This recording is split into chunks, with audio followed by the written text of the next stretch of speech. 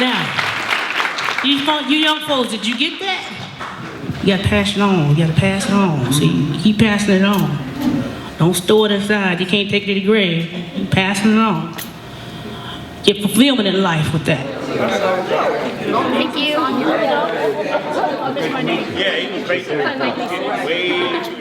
Hey everybody, I'm back home in Northwest Indiana and had a fabulous time. We did a radio interview, and later on in the evening we did a Q&A, and it was awesome. The kids were here, the choirs, a couple girls came up and sang in the choir groups, and it was just a fabulous evening night.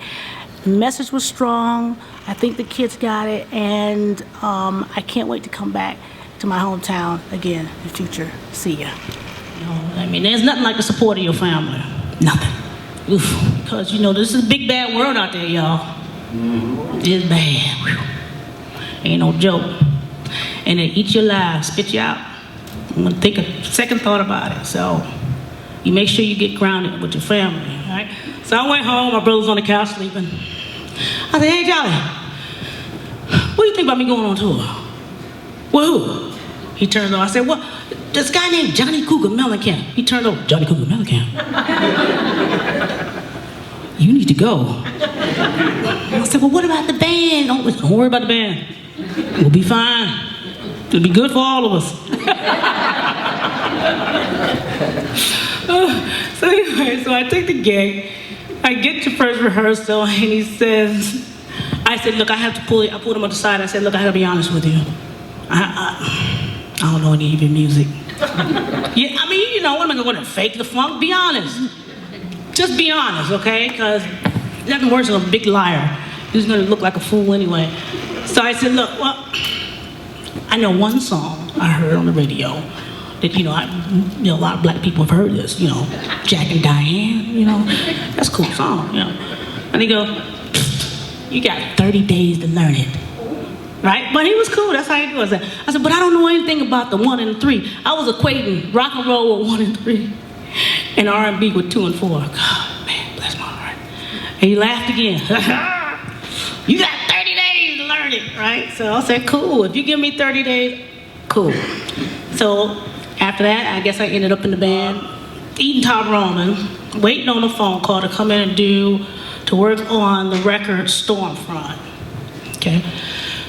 I get the phone call. I was down to like, $200. I had $200 left. Dang. I said, I'm going home. Dang.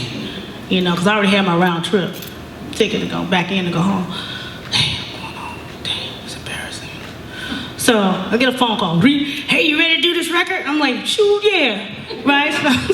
So I jumped on the train. I didn't have my gear, of course. I didn't have any percussion or anything, because I just jumped on the plane, right? Oh, and this is how we wrote. We just started to fire the percussion part.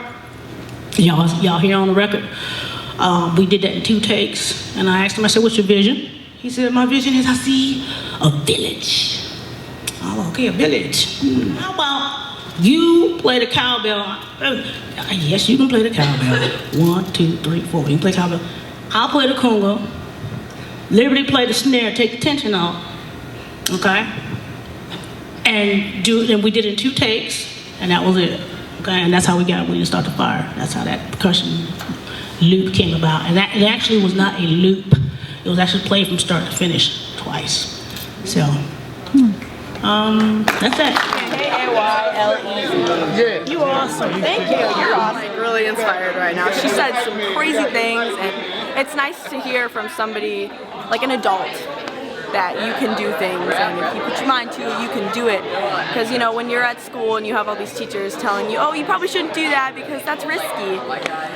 It's nice to hear somebody tell me that I can. I feel like I can walk out of this room and be anybody right now because she's so inspiring. Like, she comes from such a small place, humble beginnings, and she's made it. Like, she has made it. Yes, we are. Okay, what's your name, sir? Chris. For me, it's not really the music business that I'm interested in, it's more of the acting career, and it's very scary because you're so afraid to go out and try because what if you fail, but I like how she encourages us to go out and try because you never know, and she's a perfect example of knowing that you can succeed after trying. There you go. No one, no one, no one did it the way I All right. Part of the rich history of Gary. Yeah!